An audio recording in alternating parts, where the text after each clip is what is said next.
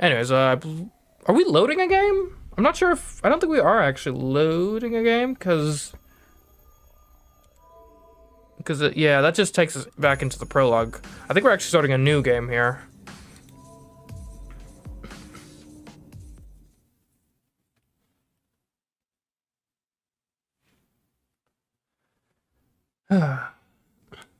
Okay, what's this? I am the bone of my sword. Steel is my body, and fire is my blood. I've created over 1,000 blades, unknown to death, nor known to life. Have withstood pain to create many weapons, yet those hands will never hold anything. So as I pray, unlimited blade works. Is that a mushroom cloud on the horizon that we're zooming into now? I don't know, it kind of looks like it. Oh, wow. Wow, this looks bad. When I came to, I was lying in a burning field.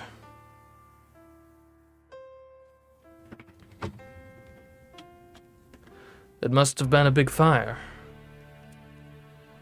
The familiar town was an unrecognizable smoking ruin. It looked like a scene from a war movie. The sight didn't last long, though. As morning dawned, the fires gradually died down. The towering walls of flame shrunk to embers, and most of the buildings looked to have collapsed. It felt so strange being the only unchanged thing in town. So I wonder, is this like a specific historical event that we're in right now? I could see it. I was the only one left alive. Like, if we're staying... I mean, there's all sorts of... And I'd assume maybe sometime in World War II makes sense. Like, that's... You had a lot of very aggressive bombing campaigns in that war. You know, whether we're talking, like, the bombings of, like, Dresden, firebombing of Tokyo. Obviously, the nuclear bombs. I was either fortunate or the house I'd been inside was built on the luckiest ground of all time.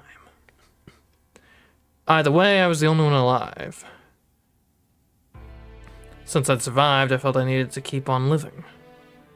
I walked aimlessly, thinking it would be dangerous terrain where I was. It wasn't that I wanted to avoid becoming what had happened to everyone around me, those scorched, blackened masses, or a Grail War. True. Well, the thing is, though, like, I assume this is part of, like, a Grail War, I guess. But as I understand, this world is, like, rooted in, like it's based on the real world to a certain extent. Or, like, even the servants are based on, I think, real-life historical and or mythological figures, so... Like, I'm assuming that they'll have, like, ties like, oh, this was the last Grail War, and it was actually this thing. Maybe not, I don't know. It wasn't a feeling of disgust. Some other emotion was driving me on. At the same time, I had no hope. It was a miracle I was alive at all. I didn't think I was going to last much longer. There was just no way in hell I was going to survive. There was simply no way I would ever escape this crimson hellscape, no matter what I did. That was how desperate, how hellish this place was, even through the eyes of a young boy.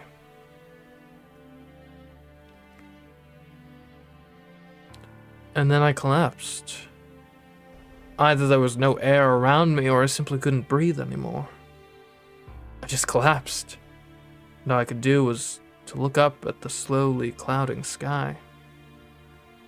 The scorched black masses around me lay motionless. The dark clouds covered the sky, promising rain. Good. The rain will put out the fires. I took one final deep breath and looked up at the rain clouds. I couldn't breathe, but I still felt pain.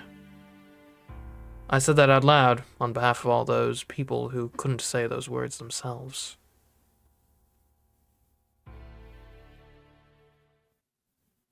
Could be a dream sequence, too. That's always a possibility. That was 10 years ago. Okay, so not World War II. 10 years ago, sheesh. Miraculously, in the midst of all that, I was saved. My physical body survived. But everything else was scorched, reduced to ash. When a young child loses their parents or their home, there's really nothing left of them. And so, everything other than my body perished. Put as simply as possible, in exchange for my body living, my heart died.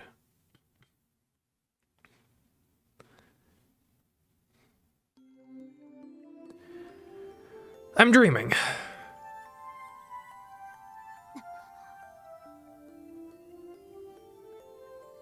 I squinted, seeing a bright white light. I actually don't know whose perspective we're supposed to be in right now. Because obviously we were in Rin's perspective for the whole prologue. But like it's a fairly common, especially in like books or something, I assume in visual novels this applies too. It's fairly common for the prologue to be from a point of view character that's not the point of view character for the rest of the story, so I don't know. We still could be in Rin's perspective. It was blinding. Light stabbed at my eyes when I woke. I doubt I really knew what the sensation of blinding light was in the first place.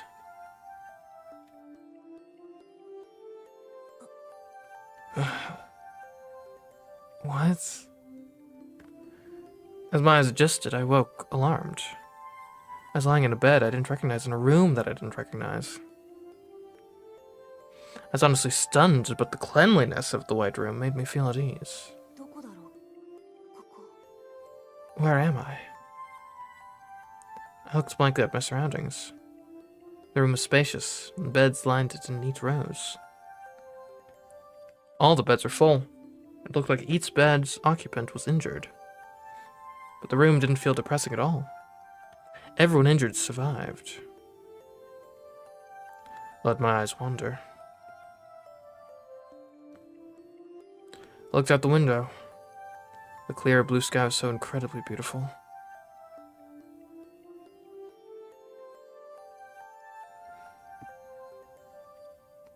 A few days passed, and I was finally able to take in the situation. I had no problem remembering what happened the days before, but I was much different from a newborn during this time. Strange as it is, that was closer to the truth than it might seem possible. The fire was just that bad. I was rescued from the fire. I woke in a hospital. My parents were gone, and my entire body was wrapped in bandages. I didn't really understand what was going on, but I did know that I was alone. It didn't take long for me to accept my circumstances. Maybe I had no choice, really. All the other children were in the same boat. And then later, in the moment I, naive as I was, started to worry about what would become of me, he walked in. He appeared the day my bandages came off, and I started eating on my own. His hair was disheveled, his suit tattered. He looked a bit younger than my doctor. He looked more like someone's older brother than someone's father. Hello, you must be Shiro. His beaming smile seemed to blend into the pouring white sunlight. His voice was somehow irritatingly fake, yet extremely gentle. I'll come right to it. Would you rather go to an orphanage or go home with a man you just met? That's a tough one. He was offering to take me in. I guess I'd go with option 2 there, given the choice. And luckily, nothing like that ever happened to me. But, yeah. I think it's generally best to be in actually a family unit as opposed to just, not that the orphanages are, like, all credit to the people running the orphanages. You're doing God's work. Sometimes literally, and a lot of them are religiously based, but, obviously it's not the ideal environment for a child. I asked if we were related. He said we were complete strangers. He looked like an unremarkable, unreliable guy. But then again, he was no more or less familiar than the orphanage. So I decided I'd go with him. Oh, good. Then let's pack up quickly. It'd be best if you got used to your new home as soon as possible. He started gathering my things hastily. Even as young as I was, I could see he wasn't any good at it. And after he made a mess packing... I forgot to mention one important thing. Before you come with me, there's one thing you need to know. He turned, asking for confirmation. He asked so casually, as if asking me if there was somewhere I wanted to go. Yep. Let me be direct with you. I'm a magician. He said it in a serious, almost ceremonious manner. I mean, you know, that's fine. I'm not gonna look down on you just because you're some conjurer of cheap tricks. It happened so fast.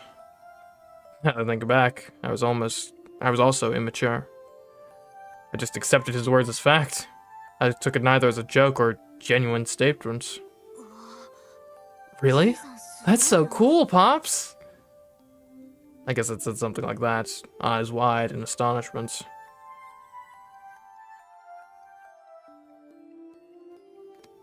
And I was his child.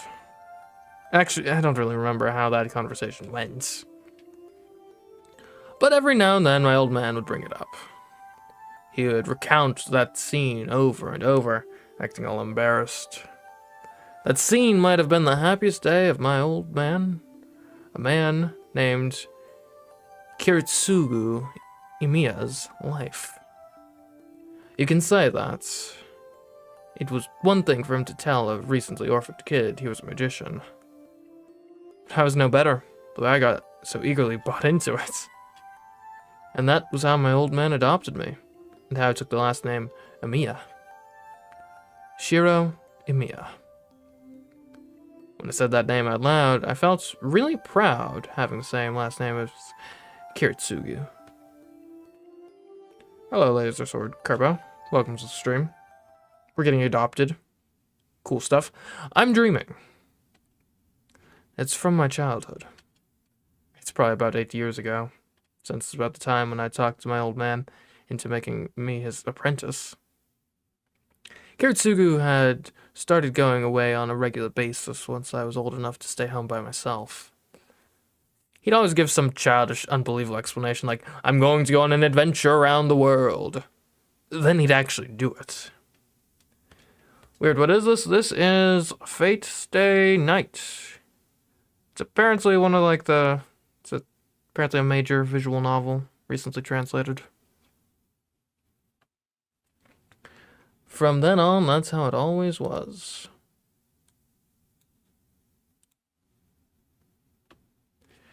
It wasn't unusual for him to be gone for a month, and at times he didn't come home for half a year. The Imiya Mission is an expansive Japanese samurai-style house, or mansion, not mission. The Imiya Mansion is an expensive Japanese samurai-style house, and Kiritsugu and I were the only ones living there. It felt too big and empty for a child like me, and at times I felt lost. But I liked my life there. Whenever Kiritsugu came home from his trips, he would brag and tell stories like an excited child.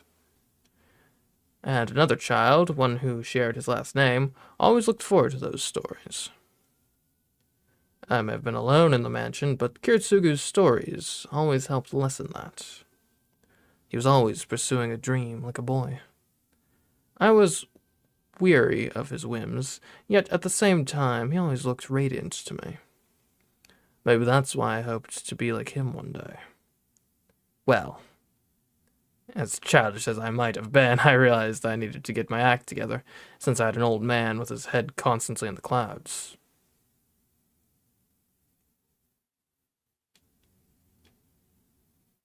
January 31st.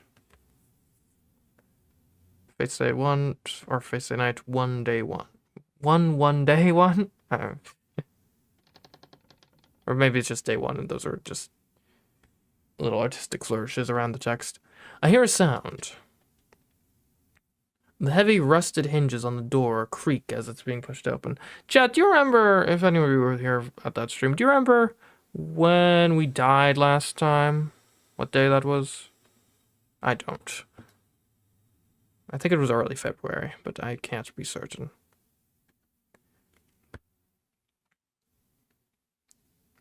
Light pours in through the crack in the door. My mind tries to shake off the slumber. Senpai, are you awake? Who's this? I hear footsteps drawing near, and I feel the winter air flowing in.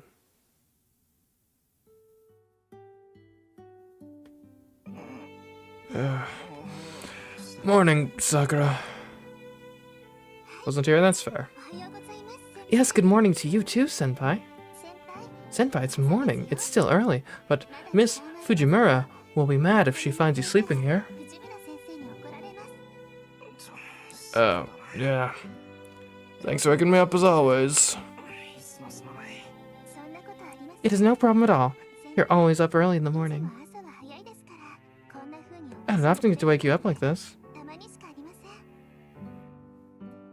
What was Rin's last name? I think it was like Tosaka or something. I'm not sure why, but Sakura looks more cheerful than usual.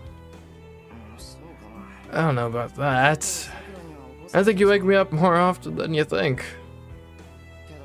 Then again, Fujini is brutal when she's the one waking me up, so I prefer you do it. Yep, I've learned my lesson. I'll try not to sleep in here next time.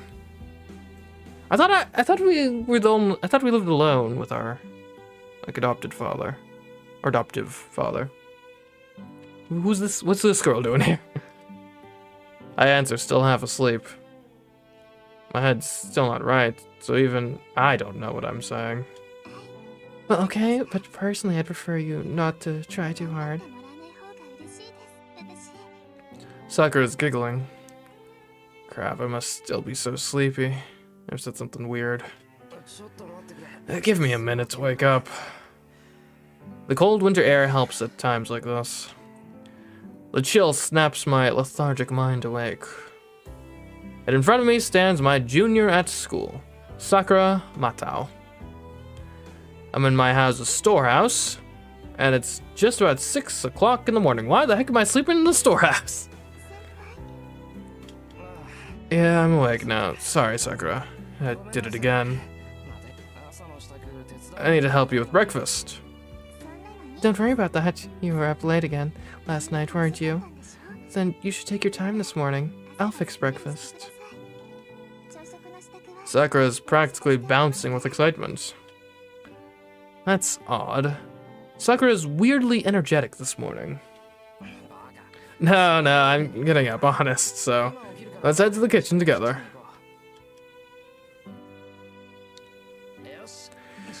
Okay, I'm ready. Let's go, Sakura. Senpai. Oh, what? Is something wrong? No, not exactly, but, I believe you should change before you head back inside the house. Hey, look, there's nothing wrong with some pajamas. Oh. I finally look at myself. I fell asleep working last night, so I'm still wearing my coveralls. Is it like overalls? The coveralls I wear while I'm working are usually dirty. Who knows what Fujini would say or do if I went into the house as is. Okay. Guess I'm not quite awake yet. Must be more out of it than usual. You might be right, which is why you should leave breakfast to me. And you should take it easy, Senpai. Besides, Miss Fujimura would be really angry if she saw the mess here. Yeah, I'll get changed, so you go on ahead. Okay, I'll be waiting, Senpai. Sakura quickly walks out. Okay, then. I'll change into my school uniform first, then I need to collect all the parts I left scattered around. The storehouse is in the corner of the backyard, and all sorts of junk is crammed in here. Though I've always liked to tinker with gadgets, so the place is a treasure trove to me. The old man forbade me to go into the storehouse, but I ignored his warnings and snuck inside almost every day. Now it's sort of a base for me. I guess you could call this place my real room. The massive Emiya house never felt homey to me, but I've always felt at ease in here, surrounded by all this junk. Besides, it's wasteful. It may be junk, but a lot of it still works. The majority of the things in the storehouse are everyday things, mostly unusable. I thought we literally just said they still work. I'm not sure whether I brought it all in because I liked it in here, or whether I liked this place because it was full of junk. Either way, I snuck into the storehouse almost daily, and I made sort of a hobby of fixing broken things. I'm not the type who gets attached to things. But it just didn't feel right to neglect things that are still usable. Or maybe it would be better to say the idea of doing that just bothered me. Well, turns out I'm a hoarder in denial. The worst type of hoarder. Which is why I stayed up all night trying to fix a broken stove. I guess I'll be done tomorrow. Falling asleep midway is proof I'm not concentrating. I try to shake off my self-disgust at that. I gather the parts for the stove and put them back on the shelf of things waiting to get fixed. There's no more room though. Once I fix the stove, an old VCR is up next. Both of which were destroyed by Fujini. We can set that aside for now. And by the way, yeah, old VCR, yeah, sure, it's, you know, what other type of VCR is there? Ha ha ha ha. But I think this game takes place when actually a VCR would be just kind of a normal thing to have. Okay then. I changed into my school uniform. Since the storehouse is like my own room, I have all the essentials, including changes of clothes in here. The rest are things like haphazardly drawn blueprints scattered all over the place and literal junk from my failed attempts at fixing various things. Also, there's some sort of pattern carved into the storehouse's floor, perhaps used as some sort of altar in the past. I'd make note of that, that's probably gonna be important later. Okay, gotta work hard again today. I clapped my hands in prayer at the storehouse and turned towards the mansion. Imagine you live in a mansion, then you voluntarily live in the storehouse. I walk from the storehouse to the mansion. This Emiya residence is a Japanese samurai-style house located on the outskirts of town. My old man wasn't from a notable family, yet for some reason he owned this giant house. That in itself was a mystery. It also seemed he didn't have any relatives here in Japan. And so, when my old man died, there was no one else to inherit this mansion, so it came to me as his adopted son. Oh, also, apparently my dad died. That's sad. I lost 2 sets of parents before even becoming an adult. That's tragic. And that's a tragic life right there. And so, to be honest, I don't have any administrative abilities. So things like inheritance, property taxes, and other complicated things are all handled by my old man, Fujimura. Old man Fujimura is a major businessman who lives nearby. Kiritsugu described old man Fujimura as an old man who's like a Yakuza boss. Okay, apparently I'm involved with the mob now. That's probably not great. Obviously that was his own biased view. Hopefully. In fact, old man Fujimura is not like a Yakuza boss. He is a Yakuza boss! No! No. The Yakuza? No. That's not good. I'm being sarcastic in my own internal monologue, surely. That may be a problem in itself, but I try not to dwell on it. Anyway, that's why I live in this giant mansion on my own. So that girl, though, that was her last name, was it not? I think, maybe? I don't know. It's been 5 years since my old man died. Time sure does fly. I sigh, thinking about how much I've grown in those 5 years. I trained every day to become like Kiritsugu, but that's easier said than done. It's not surprising since I didn't have what it takes from the start, but the fact that I haven't improved at all these past 5 years forces me to reassess things. If I had to sum up my current situation, I'd say I set the bar too high. I haven't even reached the starting line. No, rushing won't do me any good. For now, I just have to do what I can. Okay then. What I need to do now is... Oh, we get a choice, okay. I'll go help Sakura, or I'll take care of my daily tasks. And now I have no idea. Like, I'm aware this visual novel has, I think, alternate routes and stuff. Like, as I understand, I think, like, the anime adaptation is, like, based, like, each different season or something is based on a different route or something. Never actually watched the anime, but I know it by reputation. Hold on a moment, I gotta do some moderation. I'm not going to reply.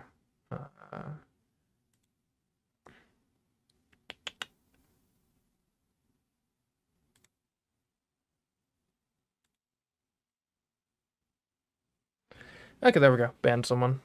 Fun.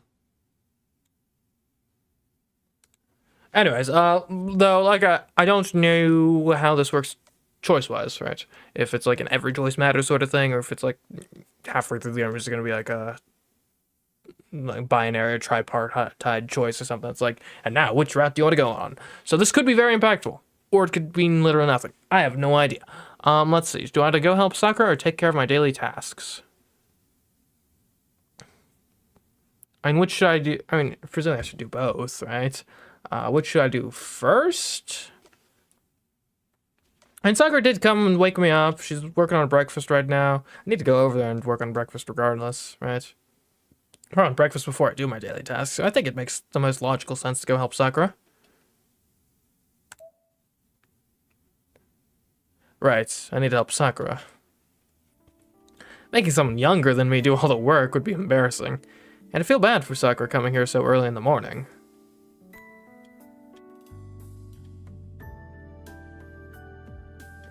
But I'm too late.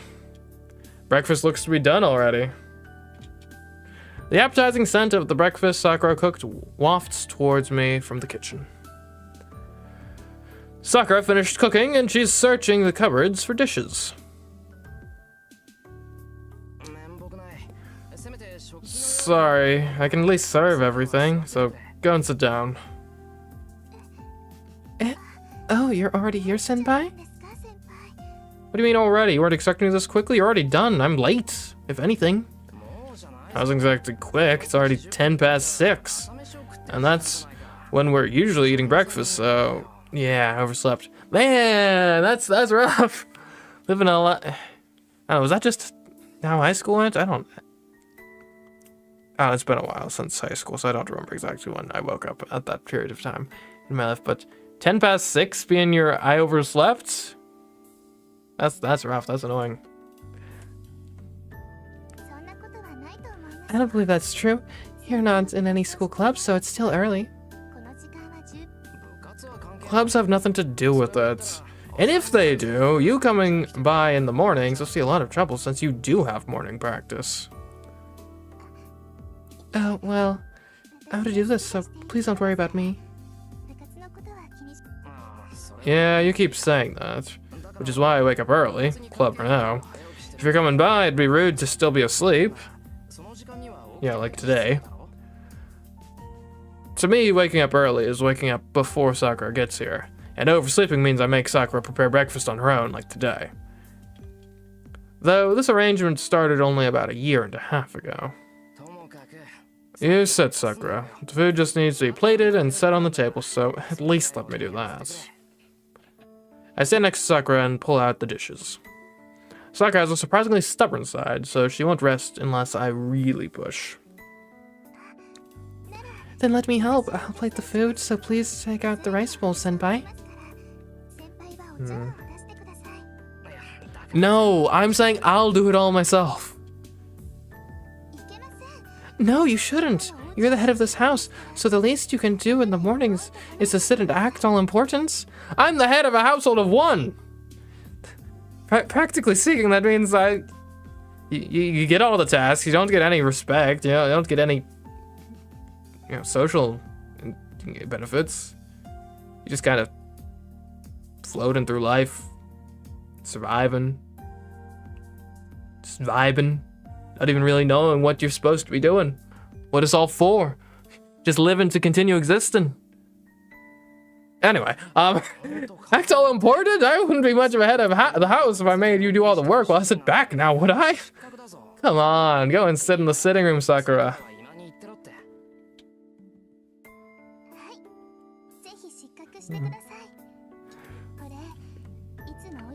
Well, by all means, please. Well, by all means, please be that kind of head of house. I'm also doing this to pay you back for all the delicious meals you let me eat, so I'd like for you to relax. Hey, we split the cost of groceries, so you shouldn't worry about that. In fact, I'm the one who should be thanking you. Ever since you started coming by, I've been eating a lot better. I knew it. You don't get it, do you, Senpai? That's not why your meals here are good. Huh? What do you mean? You know, you got nutrition, you got calories, you know, essential vitamins and minerals. What more do you need in a meal? You know, taste would be a nice, benefit. It's got to at least be good enough to pass the tongue test, but otherwise, you know, that's what food's for. To continue your existence, your survival. No, never mind. But please feel responsible. Oh. Because I can't enjoy a meal anywhere else now. Well, that seems quite problematic, quite frankly. What? That's a weird thing to say. What if Fujini heard that? She doesn't get sarcastic jokes. You're right. It wouldn't be great if Miss Fujimura heard that. Right, so don't say stuff like that. Weirdo. No, I won't. I won't say things like that, so I can help you, right, Senpai? Saiko looks me in the eyes, so naturally and calmly. Fine, do what you want. If you want to so badly, I'll have you do everything. Yes, I will do as I please. Well, hold on a moment. You can't be scolding me for not acting like the head of the household, that I am, of course. And then also be so like, if I'm the head of the household, then you should do what I tell you to, right? Where's my authority? I demand respect and authority in this household. But between these walls, under this roof which I own, my word is law. And yours should be anyway, right? Honestly, you don't listen to anything I tell you anymore, Sakura. That's true. Maybe I'm becoming more like Miss Fujimura. Well, that would be a tragedy, quite frankly. She responds softly as she reaches towards the cupboard. Her dark hair gently falls over her shoulder, and the curves of her body catch my eye. I can't explain it, but it's awkward. It's awkward, you know. Being a teen boy, it's just awkward in general. Being a teen, in general, it's just awkward. I'm not sure if it's our age. Sakura's been looking more feminine lately. I don't know, maybe she's been applying makeup or something, or... yeah.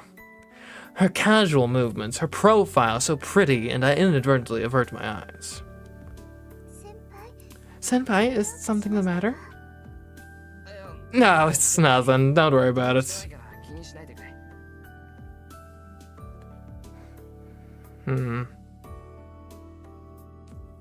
Honestly, it's baffling. Why the hell am I getting nervous around my friend's younger sister? I see. So she's not the main point of contact, and like she's not like the main premise of the relationship. Like I know her sister, and then it came as like a package deal with, oh, by the way, here's my little sister. Although, by all accounts, it sounds like I'm closer with the little sister.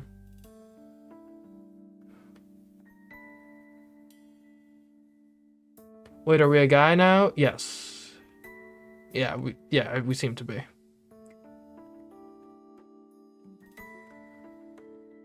So Joey redeems an on-screen celebration. That's cool, I guess. I don't know what an on-screen celebration is. But cool. Oh, bits. Right. Thanks for the bits, Joey. Much appreciated.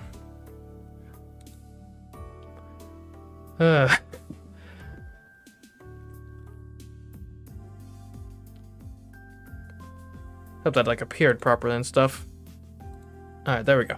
I got confused by the normally I see text with that. I got confused. That's the It's not an emoji, it's an emote. Anyways, let's see. Hope we aren't a tsundere this time. I think so far it looks like we are oblivious. Well, no, we're not oblivious. We're in denial. Anyways, Sakura's just a really good and considerate younger friend of mine, and she's someone I need to look after. She's the younger sister of a friend of mine. We used to be friendly, though initially we weren't very close since she's, a grade below me. 1 year age gap? Ew. Sakura started to come and cook meals for me when I got hurt, and things kinda stayed like that. Oh, you used the love emote because you're saying, oh, it's the love. Gotcha. Oh, see you, Jedi Steve. Thanks for stopping by. I think this arrangement was supposed to last until I got better, but I guess something or other happened, and somehow she ended up helping out with household chores. Either way, Sakura's a good cook, and her cleaning and laundry skills are perfect. Having her come early in the morning is a big help, but it's been disconcerting recently. Sakura isn't the problem, it's me.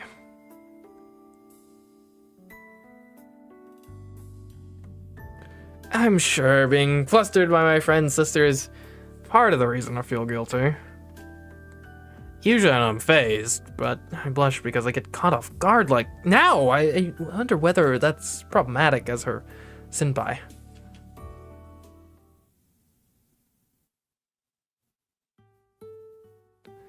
Breakfast is lined up neatly on the table. So I guess to sum it up in a single sentence, my struggle right now is, oh my goodness, what can I do? Or is it wrong that I see my friend's younger sister as wife material? A perfectly balanced meal of chicken with parsley salad, grilled salmon, blanched spinach, miso soup with radish and carrots, and grated yam soup. I'm so jealous. Why can't my breakfast be like that?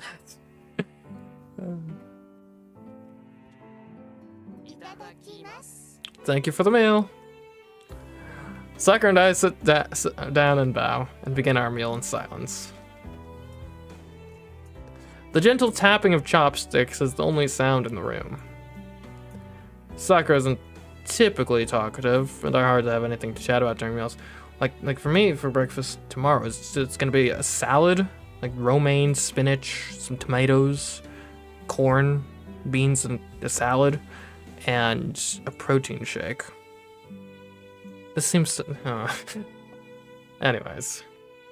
So we eat in silence.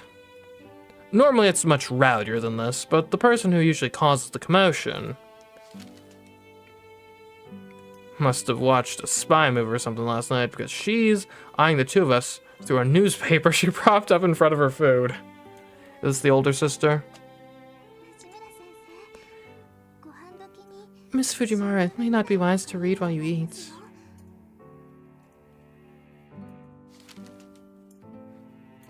Sakura remarks diffidently, but Fujini ignores her. Fujini's acting weird, but her being weird at breakfast isn't really all that weird for her. Like, for her, weird is normal. And normal, if she were too normal, would be kind of weird. Sakura's used to it too, and she's eating as if nothing's the matter. Sakura typically cooks up Western dishes. She really only began learning to cook Japanese dishes since she started coming here to help me out. Sakura learned to cook simple Japanese dishes, at least for breakfast, because Fujini and I prefer them. Now Sakura's cooking skills have improved to the point she's better than me, and I'm the one who was teaching her. Her miso soup is flavorful and refined now, and she's even gotten to the point where she can grate yams to make yam soup. Actually, I think today's the first time she's served yam soup. Sorry, Sakura, could you pass the soy sauce? Here, oh my senpai, you've run out of the soy sauce you usually use. And I can use Fujini's. Pass it over. Miss Fujimura, do you mind? Fujini nods. The newspaper shuffles. Here you go. Are you going to use it for your yam soup? Yeah, everyone puts a soy sauce on grated yams. Yeah, obviously. I knew that. A line of soy sauce streams from the bottle onto the grated white mound. I stir the mixture up, pour it over my rice, and take a bite. The stickiness of the grated yam combined with the intense flavor of the soy sauce. Oh, this isn't soy sauce, it's oyster sauce! Oh. Is that similar in taste to fish sauce, maybe? And bivalve's fish, kind of different.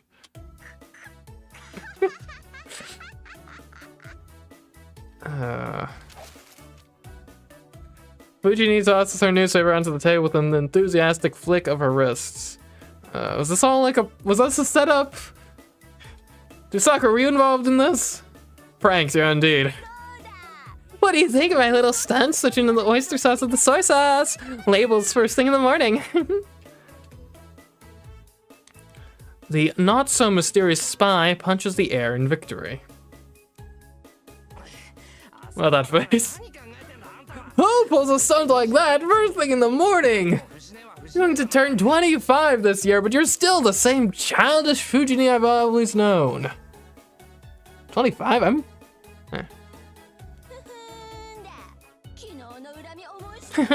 That'll teach you a lesson after yesterday. You and everyone else who ganged up on me deserve divine justice. People can't enact divine justice. I knew you were weirdly quiet. I can't believe you've been plotting this since yesterday.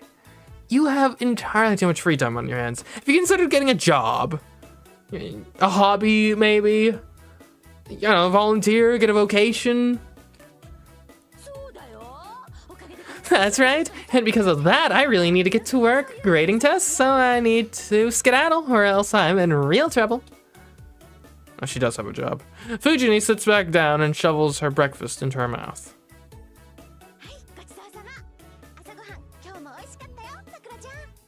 Is this the Japanese version of the salts? Unscrewing the salt cap? I suppose. Well, actually, if I were to make a distinction, I think this is more similar to like if you swapped the salt and the sugar. I guess.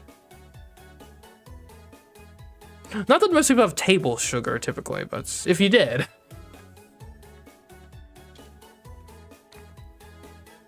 Like this is like your friend is baking like a cake or something, and then you covertly swap the sugar and the salt in your kitchen. Thanks for the meal. Breakfast was great as usual, Sakura. Oh, it was my pleasure. Hey, now I'm headed off. You two will be in trouble if you're late for school. And off she goes, stomping out in a rush. There's something terribly wrong with a world that allows someone like her to be a teacher. Senpai? Sorry that Fujini hardly saved the breakfast you took so much work into making. No, it's not that. What did you do to Miss Fujimura yesterday? She wouldn't usually go so far as to mess with someone's meal. Well, I accidentally called her by her nickname. Well, I guess there's no avoiding her getting angry again. And you didn't apologize? Oh, she like a teacher at my school? Is that what's going on here? Sorry, I forgot.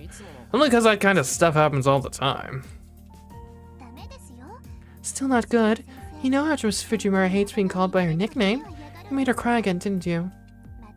I mean, if she cries from getting called a nickname, I feel like that's mostly her problem, isn't it? Not only did I make her cry, she also ran away like a scared rabbit. And thanks to that incident, yesterday's English class ended up being a study hall. Okay, yeah, she really shouldn't be a teacher. Certainly not of high school students. In fact, everyone in class worked together to make an award for me from their notebook paper because of that. I threw it away, obviously. Oh my, sounds like you brought that on yourself, Senpai. Fujini is like an older sister to Sakura, so she's typically on Fujini's side. Okay, so Fujini is not related to Sakura then. Gotcha. Which is fine on its own, but I wish she would consider the fact that I have to deal with Fujini all day long. Fujini was originally an acquaintance of my old man, and she's swung by the house pretty frequently since I was adopted. Okay. She kept on coming over even after my old man died, and now she acts like a freeloader, eating breakfast and dinner every day. I guess it's just that hard to make ends meet on a teacher's salary. You take what you can get, grab the free meals while they're available. Actually, it might have been thanks to Fujini that I was able to make it on my own after my old man died. And now it is me, Fujini, and Sakura, who are the residents of this Emiya house. But at the same time, I'm the only one who knows that my old man was a mage. They say mages have to keep that part of their lives secret. Which is why I've also been hiding from others that I'm learning magecraft after I became my old man's apprentice. Learning may be a bit of a stretch, really since I can barely use magecraft properly. So it wouldn't make much of a difference whether I hide magecraft or not, but since it was old man's dying wish, I've been training in secret. I finish breakfast and get ready for school. I put away the dishes with Sakura as I listen to the news on TV in the background. Sakura is looking blank at the TV. A flashy caption reading, "Gas leaks continue," pops up on the screen. Oh, that's not good. There seems to have been a big accident in the neighboring city of Shinto. It happened in a building in the business district. Apparently everyone on one of the floors lost consciousness from oxygen deprivation. Authorities have been calling it an accident resulting from gas leaks, but for some reason these incidents have been happening often. You worried about the incident, Sakura? Well, not really. I was just thinking that this happened in Shinto, which is very close to us, Senpai. Your part-time job is in Shinto, right?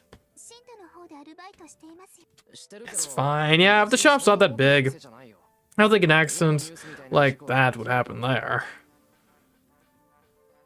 But I can't entirely ignore the idea either. Gas leaks can happen in any building, and it especially pains me to think that hundreds of people have fallen victim. This is another game you want to play, Joey? That's fair. That's fair.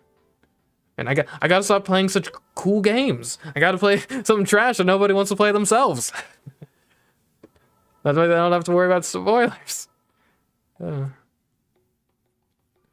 Some say that these accidents are happening because of faulty construction work during the rapid development projects in Shinto. What I should do, I should put out a list of like, here are the games we're going to be playing in the next month. So if you want to, so do your homework and go play them if you don't want to be soiled. Anyways, yes. Either way, I hope there won't be any more victims. It's a disturbing story. We need to be careful too. Well, don't worry about that, Senpai. I always make sure to check that the gas is turned off properly, twice. Oh, that's good. Sakura proudly proclaims. No, that's not my point. Yep, I've always known Sakura's a little off, too.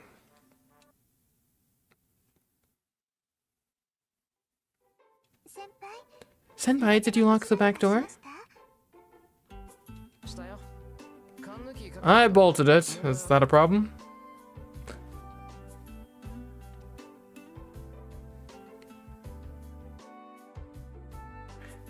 Okay, I know I probably should have realized this sooner. This is the exact same background as the end of the prologue, isn't it? Which makes sense. I think my current character is the one that Rin was going to go see after, I think? So I guess obviously I'm going to get roped into the Grail War, probably. We'll see. Not at all, then I'll lock all the doors. What time are you planning to be home today, Senpai?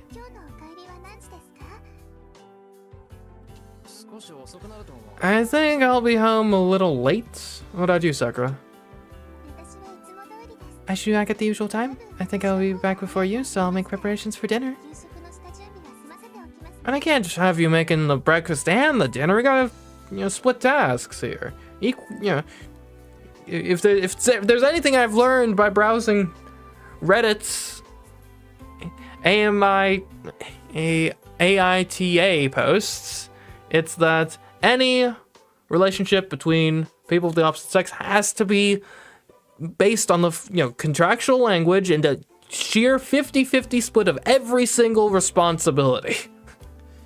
No specialization required. Allowed. Yeah, that'll be great. I'll try to come home as soon as possible, too. The gate is locked tight. Sakura and Fujine both have keys to the house, and the rule is that whoever leaves last is in charge of locking everything up. Let's go. You'll be late for morning practice if you don't hurry. Okay, then let's hurry, Senpai.